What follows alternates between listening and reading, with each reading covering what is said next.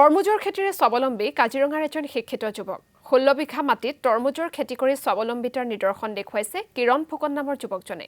প্ৰতি বিঘা মাটিত উৎপাদন কৰিছে প্ৰায় 3 টনকৈ তৰমুজ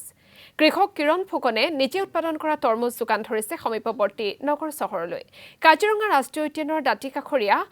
ডুমজানৰ কৃষিভূমিত বন্যজন্তুৱে উপদ্ৰৱ চলাই যদিও সৌৰশক্তি চালিত বৈদ্যুতিক বেৰাটি সুৰক্ষা দিছে নিজৰ খেতিডৰা আৰু এই সন্দৰ্ভত আমাক সবিশেষ জনাব মনোজ প্ৰতিম শইকীয়াই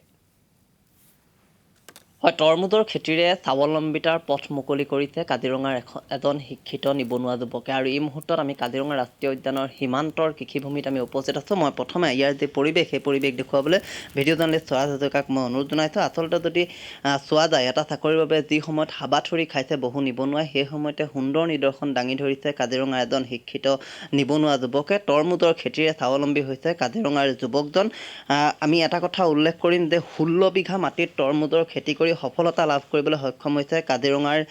শিক্ষিত নিবনুৱা যুৱক কিৰণ ফুকন প্ৰতি বিঘাত প্ৰায় 3 টনকৈ তৰমুজ উৎপাদন কৰাৰ লক্ষ্যত উপনীত হ'বলৈ সক্ষম হোৱা কৃষকজনে সমীপৱৰ্তী নগৰ চহৰলৈ ইতিমধ্যে যোগান ধৰিছে উৎপাদিত ফল আৰু সমান্তৰালকৈ যদি চোৱা যায় ৰপ্তানিৰ বাবে বহিৰাজ্যৰ লগতো যোগাযোগ চলাইছে যুৱকজনে কাজিৰঙা ৰাষ্ট্ৰীয় উদ্যানৰ দাঁতিকাষৰীয়া ডুমজানৰ এই কৃষিভূমিত বন্যজন্তু উপদ্ৰুত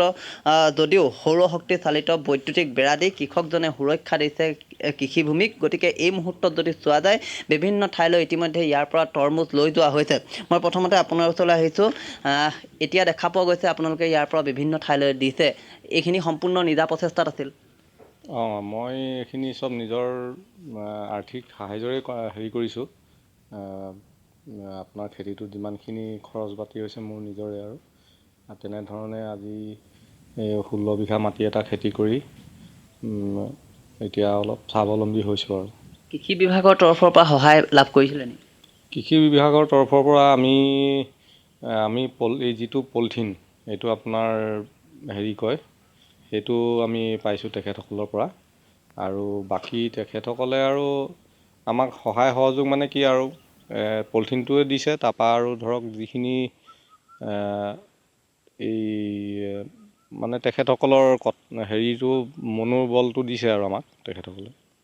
ক'ত গৈছে ইয়াৰ পৰা এতিয়া তৰমুজ ইয়াৰ পৰা আমি শিৱসাগৰ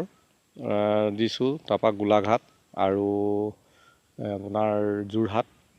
এতিয়া আৰু এইফালে কি বুলি কয় নামটো পাহৰিলোঁ নহয় এইখিনিতে গুৱাহাটী এনেকুৱা কোনোবা জেগাত নিছে তেখেতসকলে বহিৰাজ্যলৈ দিয়াৰ কথাও চিন্তা চৰ্চা কৰি আছে তালৈ দিয়াৰ চিন্তা এটা কৰিছোঁ এতিয়া তেখেতসকলৰ লগত যোগাযোগ কৰিছোঁ তেখেতসকলে আহিম বুলি কৈছে কেতিয়া আহে আৰু মূল্যসমূহ কেনেকুৱা উচিত পাইছেনে হয় আমি মূল্যসমূহ আমি এতিয়া 15 টকা 16 টকা এনেকুৱা দৰত দি আছোঁ কিমানকৈ ইয়াৰ পৰা ওলাইছে বিঘাত 3 টনকৈ পাইছোঁ আমি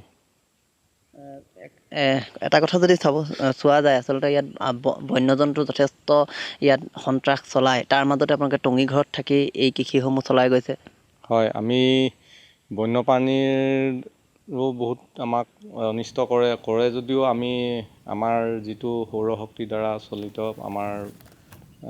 তাঁৰ আমি বেৰি ৰাখিছোঁ তাৰ পৰা আমি অলপ